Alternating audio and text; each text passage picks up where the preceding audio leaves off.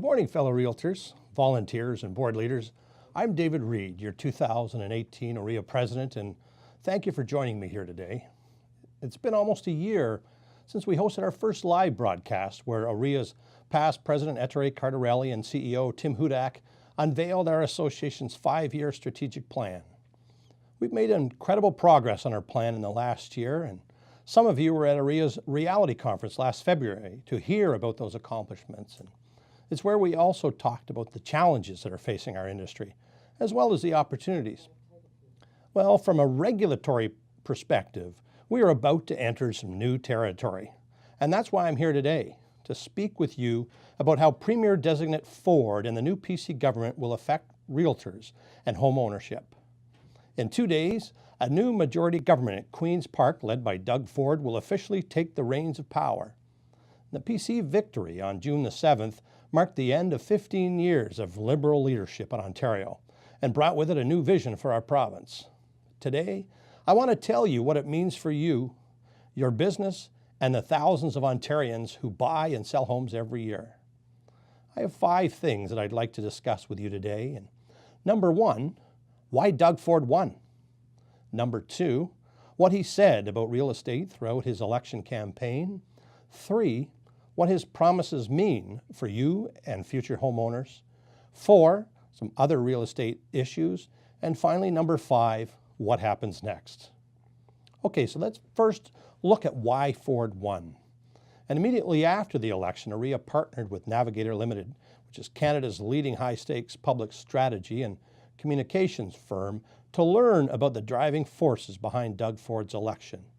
And the post-election research and analysis showed that in electing a Doug Ford government, Ontarians were voting for a decisive change.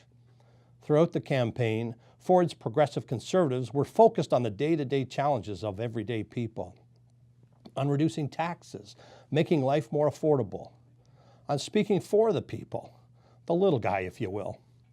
And when it comes to real estate, Mr. Ford committed to increasing the supply of housing and building more family ground-related homes, affordability, lower taxes, and standing up for the people. These are the guiding principles that Mr. Ford won the election on. And they are the lens through which members of the Ford team will evaluate most issues coming across their desk. Now, there were some very specific things that Doug Ford said about real estate throughout the campaign period. And then there were other promises he made that have the potential to affect Ontario's real estate market that I'd like to spend some time on. Number 1, home affordability. Throughout the election, candidates of all parties heard the frustration of millennials and their parents that the Canadian dream of home ownership was slipping out of reach. That was largely due to the lobbying done by OREA through our Keep the Dream Alive campaign. And Ford spoke to that frustration on the campaign trail, saying, housing is unaffordable. We have to create more supply. We have to make sure that we cut regulations. I'm going to make sure we can build affordable homes, he said.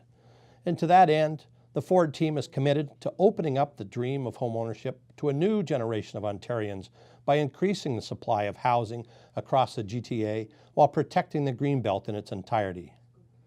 Beyond that commitment, the platform was light on specific, and that's where realtors can help. OREA has been a strong advocate for more housing supply. At every opportunity, we've hammered home the need to knock down expensive barriers standing in the way of building new housing. For example, the home development approvals process, that takes far too long, up to 10 years in some part of Ontario. And prices for starter homes, they continue to creep upward with every month of bureaucratic delay. The updated zoning around transit corridors to allow for intensification along subway and GO lines will get new homes to market quicker in the places where home buyers want them. Targeting road and rail or water and sewer funds to municipalities who have housing-ready land will also create more choice for single-family homes. We're also encouraging the new government to consider innovative ideas like laneway homes and more missing middle homes like stacked townhomes and mid-rises. And this issue is urgent. New research from the Ryerson University Center for Urban Research and Land Development, which OREA sponsored, found that over the next 10 years, 700,000 millennials will be entering the housing market, looking for homes large enough for their growing families. If we don't start building new housing, we could be short 70,000 homes needed to meet that demand. And the bottom line is, we need action now. And Doug Ford was also very vocal about affordability in Ontarians' day-to-day lives. This will be a driving theme underpinning the PC government's agenda. For example, the PCs have committed to cutting hydro rates by 12%, introducing a large child care tax credit, cutting gas prices by 10 cents a litre, and eliminating cap and trade. On rental housing, the Ford team is committed to preserving rent control for existing tenants across Ontario. We can also expect the new PC government to put an emphasis on getting more homes built across a region that needs it. More housing supply, that equals more affordability for buyers. But from legislative change to shovels in the ground to handing the keys over to those new buyers, we're looking at a process that will take years. And what about those young families who need relief right now? Well, OREA's solution is twofold. Increase the land transfer tax rebate given to first-time home buyers, and reduce the land transfer tax paid by buyers of Toronto homes. You know, as a councillor in 2014, Ford was a harsh critic of the Toronto land transfer tax, saying that it hurts the economy and it hurts the housing market. Now, he's right. Toronto home buyers get whacked with, on average, a $30,000 tax grab, a municipal and provincial land transfer tax when buying a home. The Toronto land transfer tax also limits supply because the tax encourages homeowners to renovate their home instead of moving, limiting the number of starter homes in the market. OREA has pushed to roll back the provincial land transfer tax and the Toronto land transfer tax. Reducing rates will give all buyers some relief. Excuse me. We've also fought to stop and continue to fight revenue-hungry municipalities from getting a second land transfer tax. 2 weeks before the provincial election, OREA and the Toronto Real Estate Board learned that York Region was appealing to the province for new revenue-raising powers and was looking at the municipal land transfer tax as an option. Now, knowing how detrimental the MLTT has been on the Toronto real estate market, OREA and TREB jumped onto the discussion immediately. We launched a mini PR campaign urging York Region residents to contact all of their local candidates to tell them not to support another tax on home buyers. We'll be tracking progress in York Region on this, and every other municipality for that matter, to ensure that the tax does not spread beyond Toronto. While OREA will fight for additional relief for young buyers, a word of caution. For a government that will not raise taxes and one that will be grappling with large fiscal deficits for years to come, new tax cuts that eat away at the balance sheet of the province are going to be a tough sell, frankly. And this government will also be reluctant to reduce funding to frontline public services. So, while OREA will fight for relief for home buyers in our province, look to the latter half of this government's mandate for movement on this important issue when they're closer to balancing the budget. So, what does this all mean for OREA, realtors, and the thousands of people in our province who buy and sell homes every year? In short, it means that there is relief in sight for Ontario's aspiring homeowners, but that Ontario Realtors must continue pushing hard for policies that will keep the dream of home ownership alive in our province. As you know, buying a home has never been more difficult for first-time buyers. The typical challenges of buying a home, like saving enough for a down payment and qualifying for a mortgage, have been exacerbated by the lack of housing supply in markets throughout the province. With the promise of more supply comes hope that you'll be able to connect more young buyers with their first home or a larger home for those growing families. Also, I know that when I sit down with my clients, I'm able to tell them that they'll be getting $4,000 back on the purchase of their first home. And that goes a long way for them. Every little back counts towards buying new furniture or appliances or putting more towards their mortgage if they wish. The relief that Doug Ford has promised in child care, gas, and hydro should put more money back in the pockets of homeowners and buyers, making the dream of home ownership more affordable. At OREA, we'll be urging the new government to make real estate-specific promises that will put money back into buyers' pockets immediately after purchasing a home. There are a number of other areas that we'll continue to work with the new government on, including the Reba review.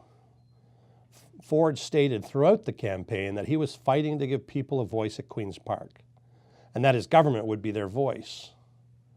We hope that the review of Reba, which is something the Liberal government agreed to do last year, fits within this vision. OREA lobbied hard for the review because it was the best way to effectively raise the professional and educational standards of our profession. A stronger, more accountable profession builds trust with Ontarians. We want Ontarians to know that they're working with highly skilled and professional salespeople every time they hire an Ontario Realtor to buy or sell a home. So we consulted with members and Ontarians on a number of ideas and ways to improve professional standards. Ideas around strengthening realtor education and strengthening enforcement by RECO, the provincial regulator, just to name a few. We received 4,000 submissions from OREA members telling us how Reba could be changed to reflect modern business practices and strengthen consumer protection. We anticipate that the new government will support the review because at its very core is a desire to give consumers a voice by protecting them in the biggest financial decision of their lives. We look forward to working with the new government on moving the Reba review forward and seeing some of our proposals reflected in an updated version of the legislation. Home energy rating and disclosure program, and as you all know, we've been fighting back against mandatory energy audits since 2008, when the previous government introduced the Green Energy Act. That legislation contained a provision which, if enacted, would have forced sellers to disclose energy audit results to buyers. The Ford government has committed to repealing the Green Energy Act, which we anticipate will stop her dead in its tracks. And personal real estate corporations. The PCs have historically been strong supporters of tax fairness for realtors. In fact, it was PC MPP Todd Smith who introduced the bill on a number of occasions and brought the bill to a second reading last spring. This will be an issue that OREA will be fighting strongly for as part of the Reba review. Number 4 is the home growth of cannabis.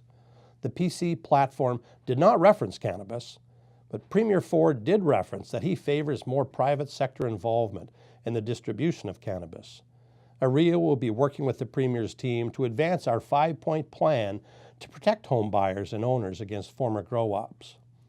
For updates on these files and more, visit the OREA blog at oreablog.com. Now, we have our work cut out for us at OREA, but not just on the advocacy front. We have a number of exciting initiatives on the horizon where we'll have the opportunity to connect with you. Next month, I'll be releasing a new podcast where I will be discussing the latest standard forms, which are so important to our everyday work, and updates with OREA's head of standard forms, Cassandra Agnew-Walker. So look out for that in the second week of July. And our very popular Emerge series is back with a round of events set to launch in September. We're going to be in Orillia, Nepean, London, Oshawa, and Toronto. So be sure to check out OREA.com for all the details and to register.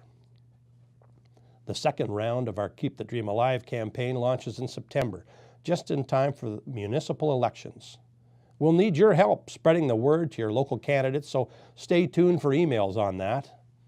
And finally, the annual Ontario Realtor Party Conference, which was formerly known as the Political Affairs Conference, is taking place from November 25th to the 28th. This will be a 4-day conference with the opportunity for realtors to meet face-to-face with their local MPPs and discuss issues affecting their business and local constituents. The event details will be coming soon, and we certainly hope to see you there. Folks, I've given you a lot of information in a short time. Some of you may have some questions about the information that I've just shared with you, so I'm going to be answering some of these in real time for the next hour on OREA's Twitter and Facebook pages right after this live broadcast. So if you want to send me your questions, tweet them at OREAinfo or leave me a comment on fb.com/OREAinfo. Whatever I don't get to right away, I promise that I'll have an answer for you soon after. On that note, I just want to say thank you for joining me today. It's been my pleasure to share this update with you and really hope that you found it helpful. Wishing you an enjoyable day and have a wonderful long weekend. Thanks very much.